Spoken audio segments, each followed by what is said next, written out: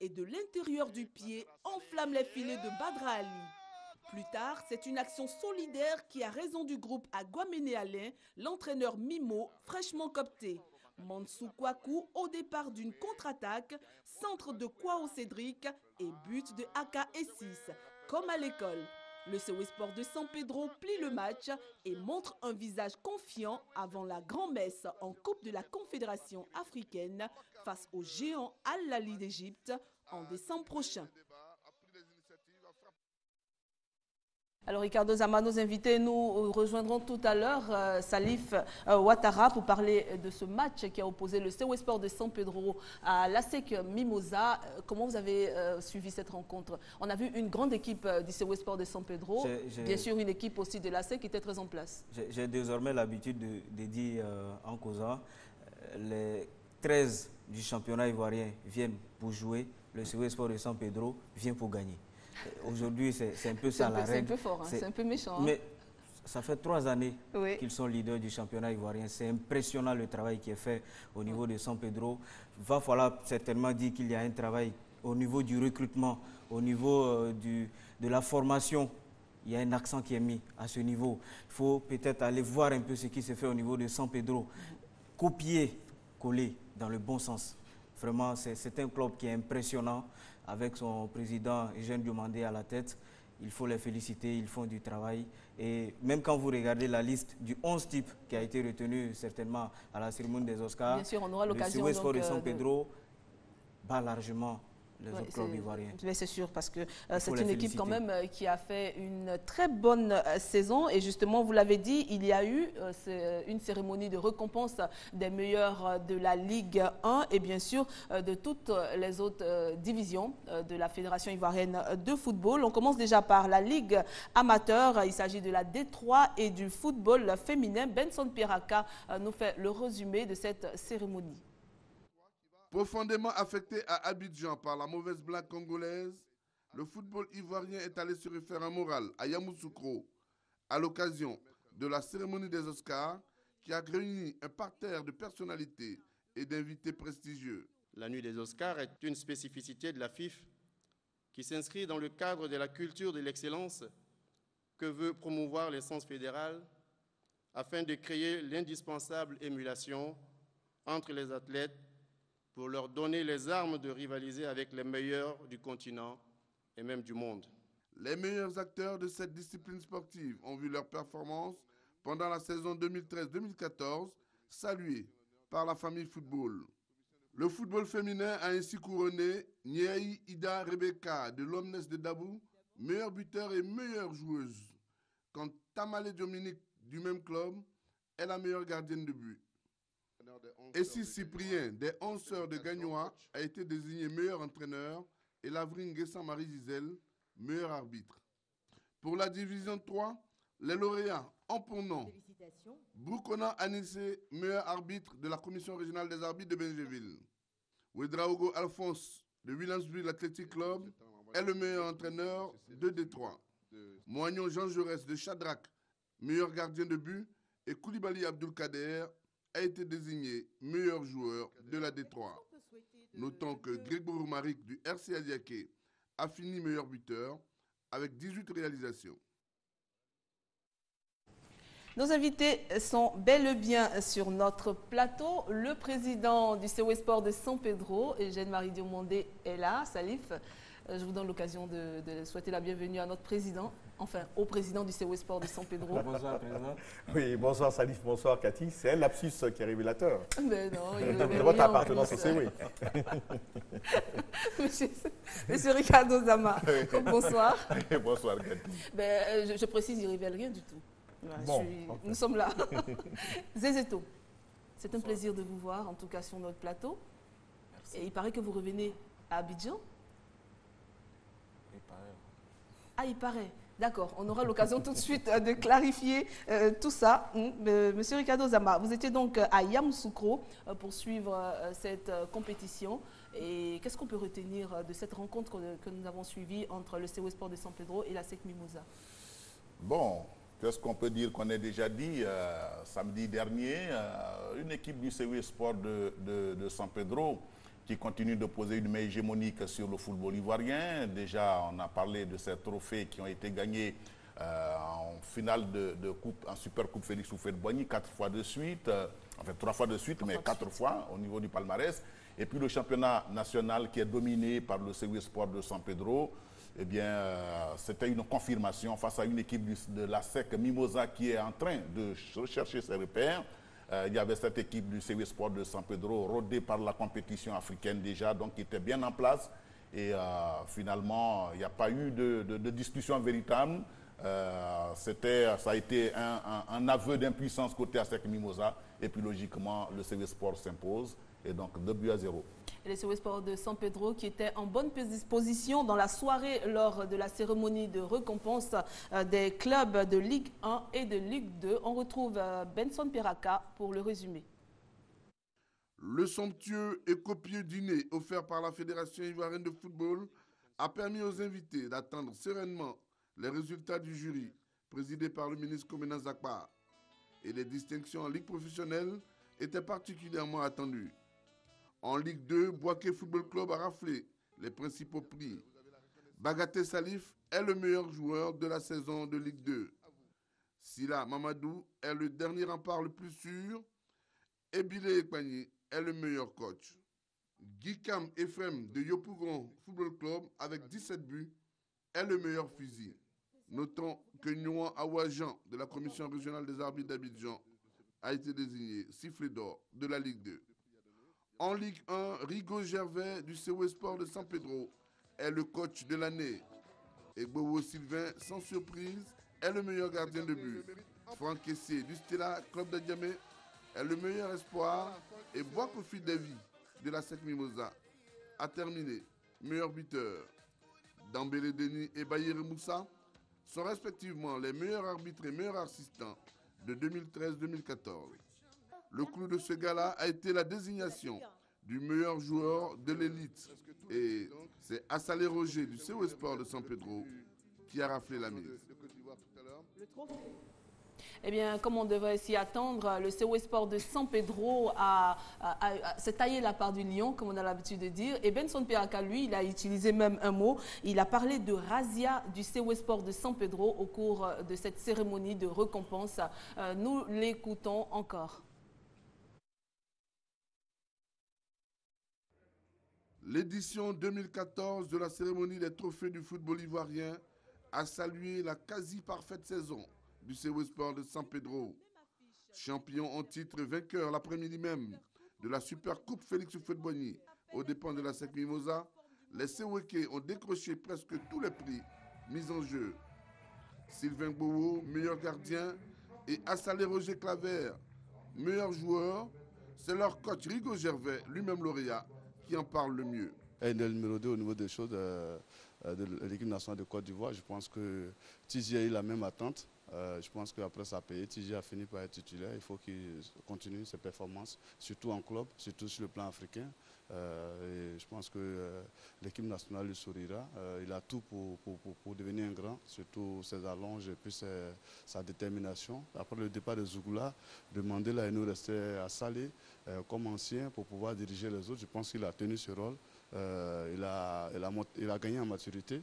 Je pense qu'il faut vraiment toujours gagner comme ça en maturité, rester toujours performant. C'est un grand bosseur. C'est celui qui transmet le plus aux entraînements. Il est beaucoup humble, surtout avec sa culture religieuse. Il est beaucoup humble et il continuera à se parfaire. En gagnant le trophée du champion pour la 3e année consécutive et en faisant de même pour la Super Coupe Félix Houphouët-Boigny, le CW Sport de San Pedro les garde définitivement et contraint la Fédération ivoirienne de football à acheter de nouveaux trophées pour les saisons à venir. Mais Rigo Gervais, l'entraîneur du CW, est loin d'être rassasié. On se prépare tous pour cette finale-là africaine. Je pense que c'est cette finale-là qui va couronner tout ce boulot-là. On va aller à la recherche des autres titres. Le fauteuil de champion est, dit-on, confortable. Le CW Sport s'y est installé, s'y sent très bien et n'entend pas le quitter. En tout cas, pas tout de suite. En tout cas, 3 ans que le COE Sport de San Pedro maîtrise, on va dire, la même mise sur le football ivoirien. Ricardo Zama, d'où vient cette équipe? Bien, on va en parler dans cet élément. J'ai été un peu à la peine, un peu offusqué de voir qu'on ne parlait pas suffisamment du COE Sport de San Pedro, au regard bien entendu des performances de ce club. Donc nous avons effectué un petit voyage à San Pedro en prélude au démarrage du championnat national pour voir un peu, discuter avec les anciens qui ont arrosé les bourgeons germinatifs de cette équipe. Et donc nous avons fait ce tour-là et on parle un peu de la naissance du COE Sport de San Pedro dans cet élément. San Pedro, à quelques 350 km au sud-ouest de la Côte d'Ivoire. Au commencement était le port autonome, deuxième pôle économique de la Côte d'Ivoire, inauguré le 4 décembre 1972, 21 ans après celui d'Abidjan. À l'époque déjà, partout en Côte d'Ivoire, le sport, le football singulièrement, accompagne le développement économique et social s'il n'en est la nervure principale.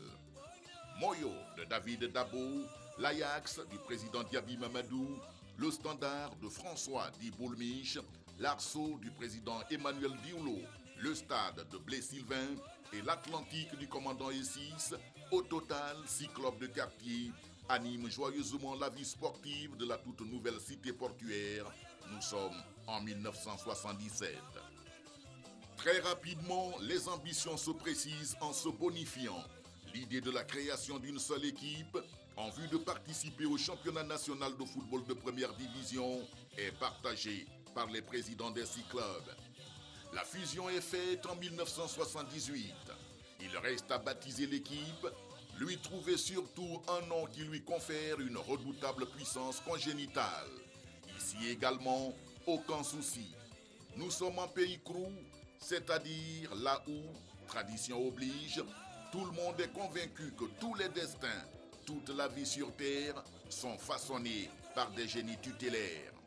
C'est un endroit où nous sommes présentement. Je pourrais dire que c'est un coin qui aussi abritait le génie. C'est un coin d'adoration. Donc, comme le football, c'est où on formait l'équipe, on a préféré donner ce nom-là. Le dopage psychologique réussi, Sewe peut affronter les réalités du terrain. Elles seront plutôt ardues, parfois même bien fâcheuses. Au bout de 4 années cependant, disons de 4 tentatives fort laborieuses, délivrance. Nous avons joué un championnat avec 12 équipes en deuxième division, en aller-retour. Et c'est après ce périple-là que nous avons été champions de Côte d'Ivoire et nous sommes montés. On était tous concentrés, on s'est bien amusé. Et puis, après le match qui nous fait monter en première division, à notre retour, nous avions été bien reçus par le maire Cabano, paix à son âme. L'ambiance était très bonne. Bilan comptable, au bout de 36 années d'un parcours salé-sucré, 3 finales douloureuses en Coupe de Côte d'Ivoire, atténuées par 4 succès en Coupe Félix Houphouët-Boigny. 2006, 2012, 2013 et 2014, 3 titres de champion de Côte d'Ivoire d'affilée, 2012, 2013, 2014 et surtout une consécration internationale attendue au soir de la finale de la Coupe de la Confédération africaine de football, édition 2014. Une chose est certaine, les Man Seweke sont désormais connus de toute l'Afrique. Sauront-ils immortaliser leur théonyme en gagnant la Coupe de la Confédération? C'est le souhait de la région de San Pedro et de la Côte d'Ivoire tout entière. De savoir d'où on vient, pour savoir exactement où on va, Ricardo Zama. Et donc c'est une équipe, on le voit, qui s'est construite petit à petit jusqu'à aujourd'hui. Ah oui, comme toutes les grandes équipes, il y a eu de la solidarité, il y a eu de l'amour. Il y a eu d'abord cette jonction, j'allais dire cette conjonction des forces, parce que c'était 6 clubs, on l'a expliqué dans l'élément, et il y a eu cette volonté de se mettre ensemble, l'union faisant la force. Eh bien, on a lancé cette équipe qui n'a mis que 4 petites années, au contraire de beaucoup d'autres clubs, pour accéder à la première division. Et aujourd'hui, il est essentiel pour nous, ce sont des conclusions hâtives, que toute la région se remette ensemble pour essayer de pousser, de porter véritablement cette équipe du CEW Sport de San Pedro qui fait la fierté de toute la région. Et pourquoi donc l'appeler l'orphelin bien-aimé? On va le découvrir dans cet élément. Finaliste de la Coupe de la Confédération africaine de football, triple champion de Côte d'Ivoire, aucun club de l'intérieur du pays ne s'était couvert d'une telle notoriété auparavant. Conséquemment, ce CEW-là eut dû mériter vis-à-vis de la région de San Pedro une reconnaissance et un soutien au diapason de cette renommée qui rejaillit en premier sur le département tout entier. Malheureusement, tous les ingrédients vomitifs sont réunis pour que cela ne soit pas. Premièrement, le CEW honore ses grands rendez-vous bien loin de son jardin d'Auguste Denise à cause de son état relativement moyenâgeux, écœurant tout simplement. Deuxième pavé de l'ours, malgré les fortes richesses économiques de la région, symbolisées par le port autonome, le CEW repose en grande partie sur l'opiniâtreté et l'ingéniosité de son président, Eugène Diomandé. Heureusement, tout le monde est conscient de ce fâcheux désintérêt et s'emploie à y remédier. Le CEW, pour nous, est une fierté. C'est pour cela que, dès la mise en place, depuis son élection à la tête de la région de San Pedro, le président Begré a décidé véritablement de s'impliquer à sa manière dans la vie, la survie, la vie au quotidien du CEW de San Pedro. C'est vrai que les régions viennent de se mettre en place. Nous sommes en train véritablement de nous installer. C'est vrai que l'appui que nous comptons apporter n'est pas encore à la dimension des résultats du CEW.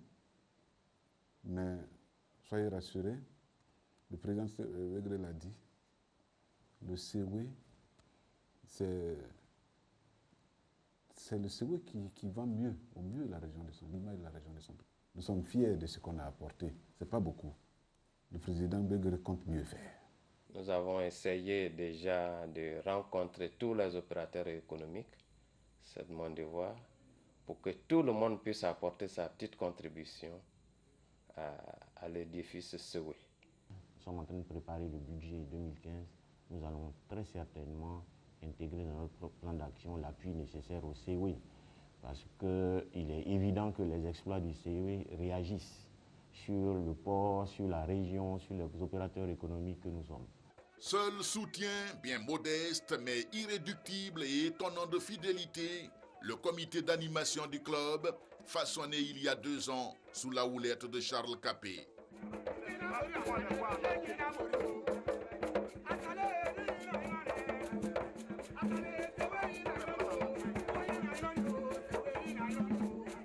La bonne humeur est souvent trompeuse, car ici non plus, ce n'est guère l'Eldorado. Cette année, le conseil régional nous a donné 1 million et que quand il compte le budget du comité de supporters par an, ça va autour de 15 millions.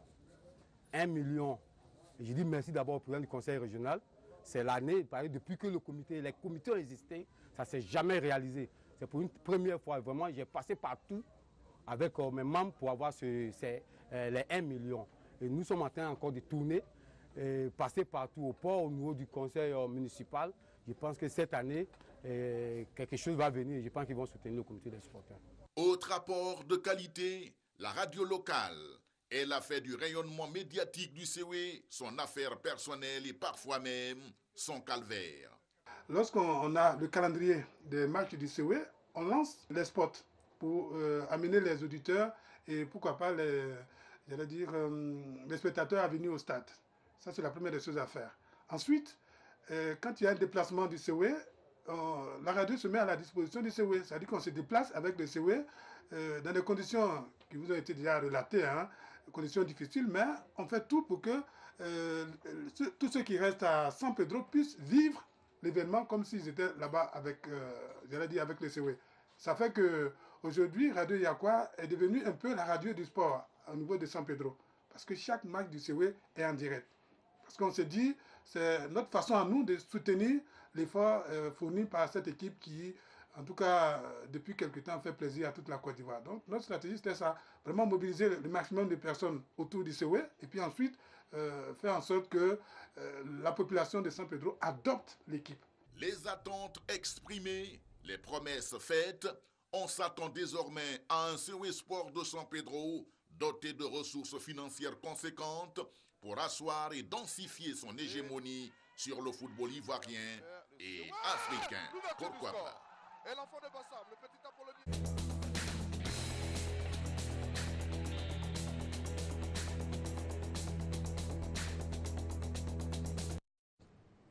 Alors, Président, est-ce que vous vous sentez comme un orphelin bien-aimé?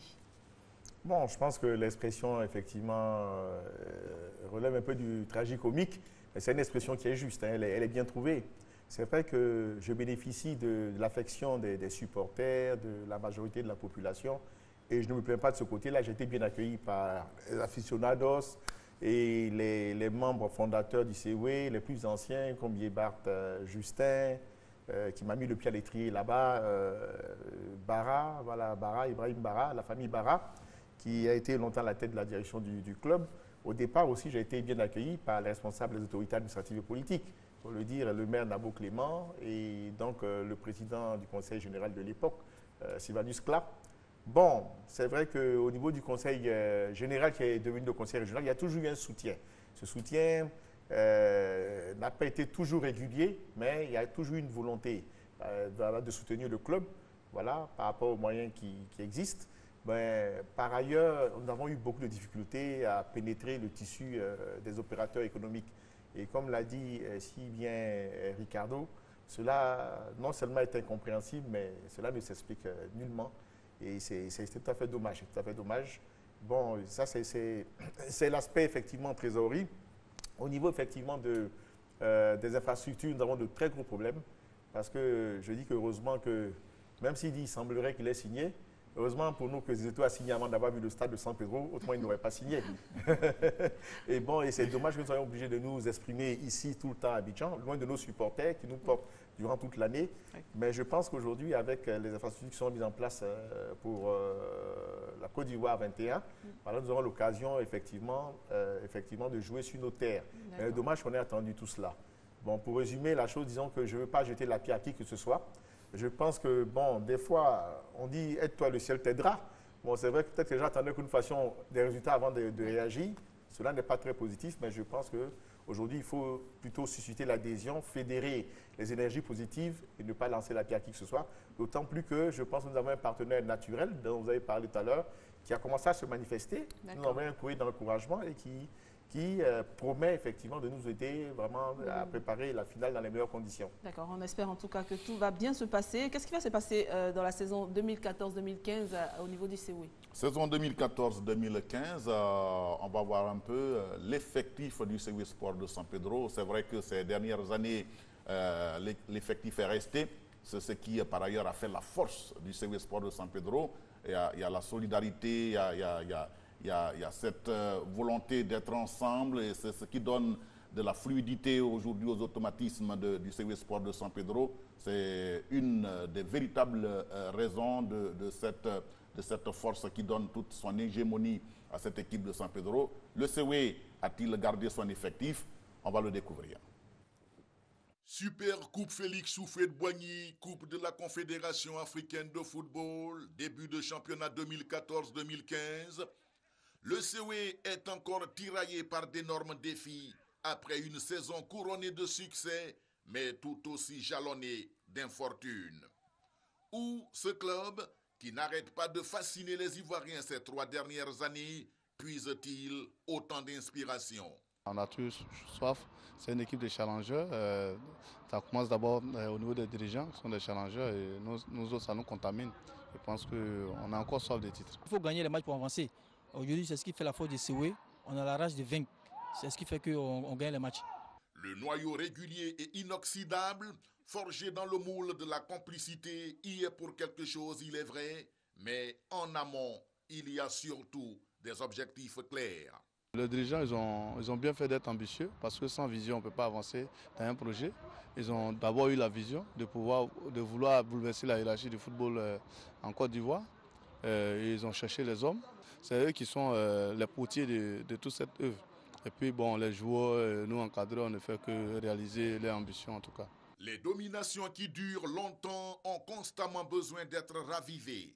Pour cette nouvelle saison donc, les départs de Binaté Souleymane en fin de contrat, de Yao Delon sollicité par le Sporting Club de Gagnoa ou de Kevin Zougoula appâté par l'AS Kaloum de Conakry ont été soulagés par les recrutements du demi-défensif de la JCAT, Oscar Kouyokbelia, de Nguessan Patimvo, transfuge de l'Union sportive des clubs de Bassam, et de Blétreka, le demi-tournant de l'Edus d'Aboisseau.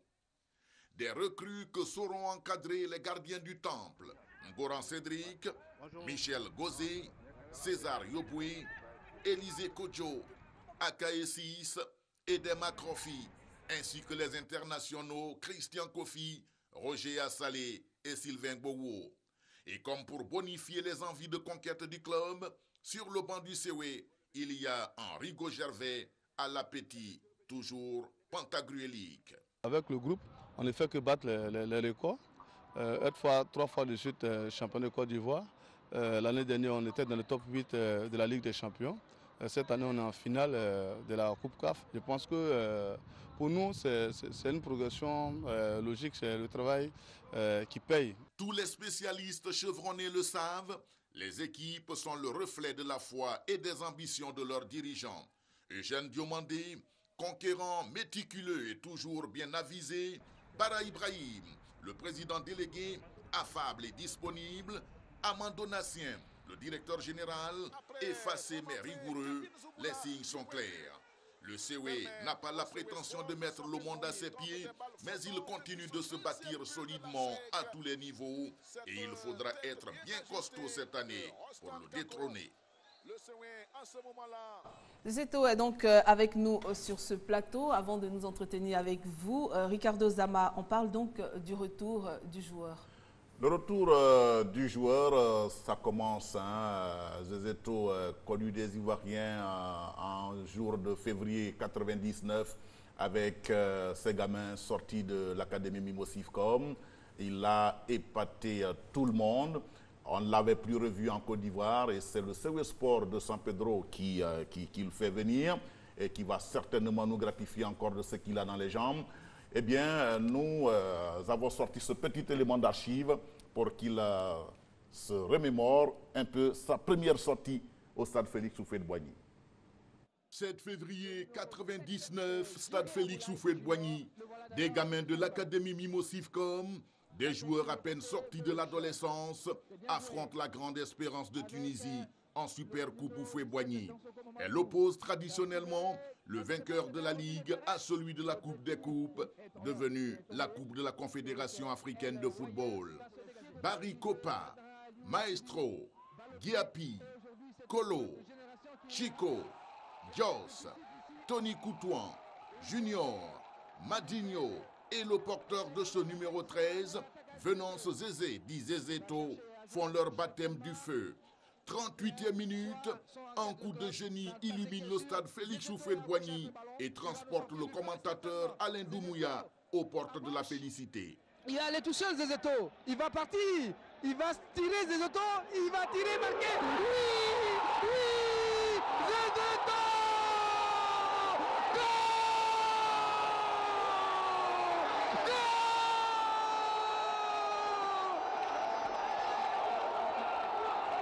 15 années après, Zézéto retrouve le théâtre de ses exploits printaniers, cette fois avec le CW Sport de San Pedro.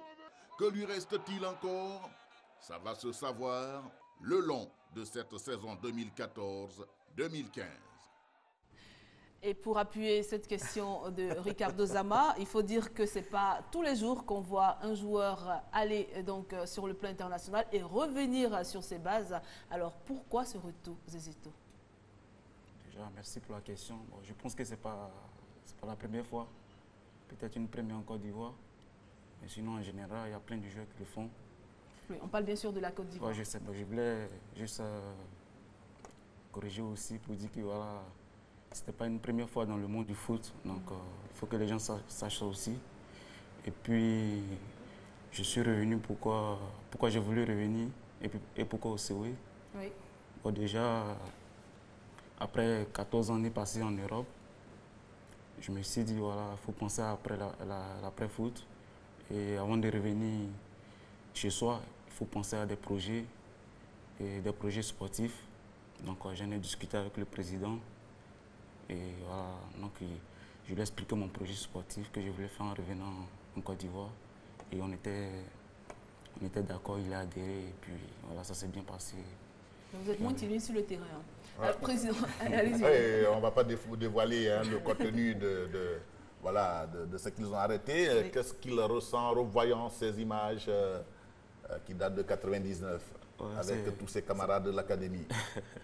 Ça fait plaisir parce que c'est des bons moments qu'on a vécu et qu'on ne pourra jamais oublier, quoi. Donc ça fait toujours plaisir. Et puis quand je vois ça, j'ai presque les larmes aux yeux, quoi. Ouais.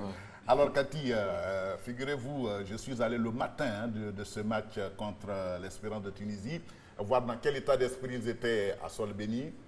Ils étaient au bord de l'eau, en train de creuser des trous pour chasser les crabes. Il y en a qui jouaient au damier. Et ils étaient vraiment, c'était l'inconscience entre guillemets, bien qu'ils sachent que le soir, il y avait un gros morceau devant eux. Ils me disaient, grand frère, laisse tomber, on va se retrouver tout à l'heure au stade. Voilà. Alors, ils étaient vraiment relax et on a vu, même si on n'a pas vraiment vécu ce match, mais on a vu de grands joueurs qui ont fait plaisir à la Côte d'Ivoire. Voilà, notre but de ces académiciens. Alors, Président, on va dire en quelques mots, hein, on ne va pas rentrer dans les détails, mais qu'est-ce que vous attendez de Zézeto aujourd'hui? Écoutez, je pense effectivement qu'il a un peu dit tout ce qu'il fallait. Hein, c'est-à-dire que, comme l'aurait dit Ricardo, que j'apprécie énormément, voilà, l'acquisition de Zézeto, ce n'est pas une acquisition somptuaire. Hein, ce n'est pas un recrutement superfétatoire, comme vous l'auriez dit. Simplement, c'est quelque chose d'objectif et de positif pour le club, dans la mesure où, au-delà du défi sportif, il y a le projet sportif du club, le projet sportif de l'OB. Les deux se confondent un tout petit peu. Nous avons discuté que nous avions des affinités au niveau de la conception des choses. Et donc, j'ai aussi vu les cassettes avant de prendre Zézé. Voilà, vous avez vu, il est bien conservé. C'est un garçon qui est mince, très sportif, il a encore des tablettes de chocolat. Voilà, il ne va pas lever sa chemise pour le démontrer là, ici. Et donc, c'est un garçon qui a encore de l'ambition. Il m'a dit, Président, si jamais je reviens, je veux que l'équipe soit forte. Voilà, je veux que l'équipe soit forte, ça va être une équipe ambitieuse, conquérante, parce que je ne viens pas en pré-retraite. Je viens pour démontrer, les Ivoiriens ont regardé une image de moi, je veux qu'il y ait cette image-là avant que je ne parte, je ne quitte les terrains de football. C'est-à-dire qu'il pense, et je le pense aussi, qu'il a encore 2, 3 ans, 4 ans de football dans les jambes. Voilà, le moment venu, quand il sentira que ses forces abandonnent un tout petit peu, il se retirera. Mais derrière tout cela, en ce moment-là, il aura déjà commencé à préparer l'après-terrain de football. Et cet après-terrain, c'est quoi? Ce sont des projets sportifs qui se confondent avec ceux du COE. Et je dis tout simplement, bon, j'ai vu effectivement dans certains journaux, il n'y a pas d'antagonisme. Nous sommes reconnaissants à la SEC d'avoir formaté des garçons comme Zézeto. C'est un modèle, effectivement. Mais je pense simplement que, bon, peut-être qu'il n'y a pas eu d'aboutissement. Peut-être qu'il y avait moins de volonté, moins d'envie du côté de nos amis de la SEC.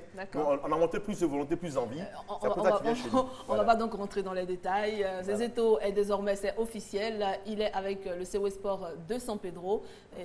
Ricardo Zaba, on a quelque chose à ajouter avant de se laisser parce que Sébastien Ognien attend dans les loges pour nous rejoindre et nous parler de la Ligue 1 avec la présentation de l'AS Tanda et de l'Azida Bengourou. Oh, et pas grand-chose à dire. J'ai fait le pari, j'ai pris position. On va énormément parler du COE Sport de San Pedro cette année sur nos antennes parce que le COE le mérite.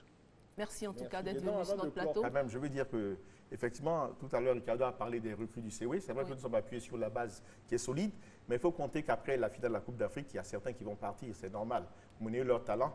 Et disons que Zézeto, c'est une recrue pour encadrer les jeunes, aussi pour donner un plus. Parce qu'il faut le dire, pour moi, je le tiens pour un des génies créatifs en Afrique. La même trempe que Trésor Mpoutou ou bien Ben Badi.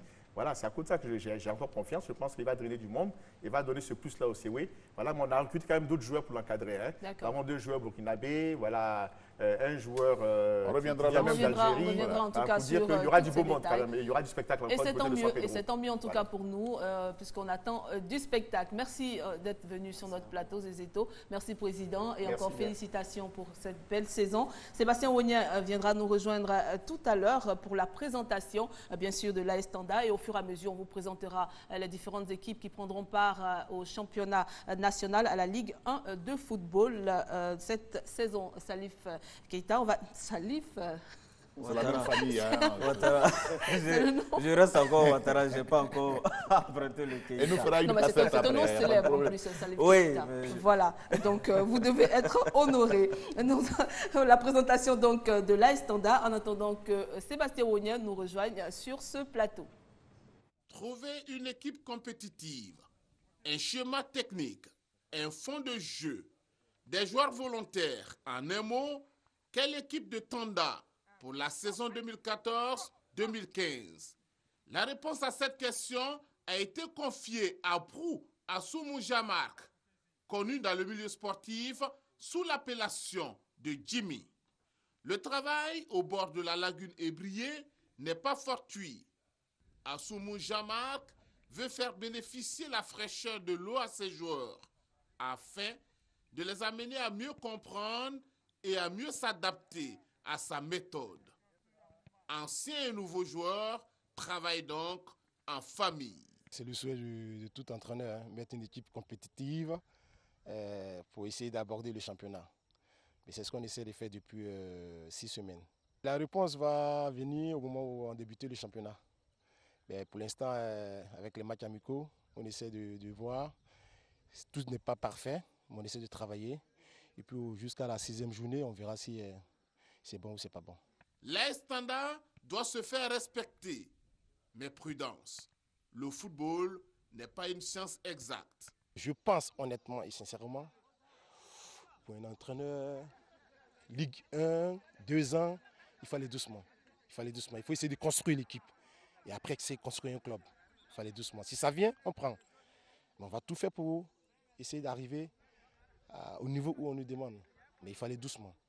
Sinon, après, on se casse.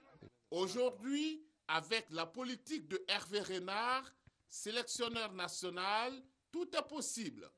Et chaque joueur a sa chance en équipe A. Une vraie source de motivation. C'est une source de motivation dans la mesure où il y a certains éléments du championnat qui se retrouvent aujourd'hui en équipe A, comme nos amis aussi. Donc ça nous permet de notre côté de travailler plus pour pouvoir avoir une opportunité d'être là-bas aussi. Nous savons que nous sommes attendus dans ce championnat, donc nous sommes en train de travailler dur, mettre tous les arsenals en place et puis entamer une meilleure saison. Pour avoir terminé 6e de la Ligue 1 saison 2013-2014, l'AS Tanda a une bonne connaissance de la gestion de ce championnat. Le rêve est permis. L'AS Tanda entend s'offrir une place. Alors, Sébastien Wogna, bonsoir. Bonsoir. On parle de l'AS Tanda. C'est une équipe qui est présente en Ligue 1 2 ans, mais qui se fait remarquer. Alors, l'AS Tanda, c'est une nouvelle équipe qui n'a pas assez d'expérience au niveau de la Ligue 1. Mais l'AS Tanda a déjà montré ses qualités parce que déjà l'année dernière, elle a occupé un rang assez honorable. Cette année, ce sont de nouvelles ambitions. L'AS Tanda veut bousculer aussi les grands. Donc, l'AS Tanda se prépare dans de très bonnes conditions avec Jimmy que vous connaissez très bien, avec de nouvelles ambitions, avec Kouadio Georges qui joue un rôle de manager et avec un président Kobenan Sévérin qui s'est mis donc à la disposition au service donc de Tanda pour amener aussi cette région à devenir pourquoi pas comme le COE Sport de San Pedro. Il y a de très bons joueurs, de nouveaux joueurs, de grosses têtes qui seront là. Mais vous savez qu'aujourd'hui avec le championnat qui balance un tout petit peu, alors il y a beaucoup de surprises qu'on est obligé de garder, de conserver, tout en se disant que si jamais le championnat commence, il y a ces choses-là qu'on pourra vous montrer demain. D'accord. Vous avez suivi l'AS Tanda, mais vous avez également suivi l'ASI d'Abengourou. Bien entendu, l'ASI d'Abengourou avec le retour de son entraîneur Aka Kwame Basile. Ça fait la 6e fois que Aka Kwame Basile revient à la maison. Quand ça ne va pas, il revient quand ça va. Très souvent, il s'en va aussi ailleurs. Et donc, Aka Kwame est venu apporter tout un bagage de connaissances, d'expérience à l'équipe de l'Azid Abengourou, qui a changé également de président, Adou Bernard, qui est désormais aux commandes à la place donc de Yao Kofi Roger. On espère que c'est aussi une autre équipe, une grande équipe de l'Asie qu'on va retrouver cette saison. On regarde donc la présentation de l'Azid Abengourou avec vous, Sébastien Wigna. C'est une équipe de l'Azid Abengourou, remaniée à 95%, qui se présentera cette saison. Sur l'effectif 2013-2014, seulement 7 joueurs poursuivront leur aventure avec le représentant de l'Indénié. Aka Kwame Basile, de retour dans la maison rouge et noire, a fait appel à 23 nouveaux joueurs. Rien n'est possible sur cette terre. J'ai pris les 23 joueurs parce que j'ai vu un peu dans le championnat national et puis en 2-2 les joueurs qu'il fallait pour l'Azid Abengourou.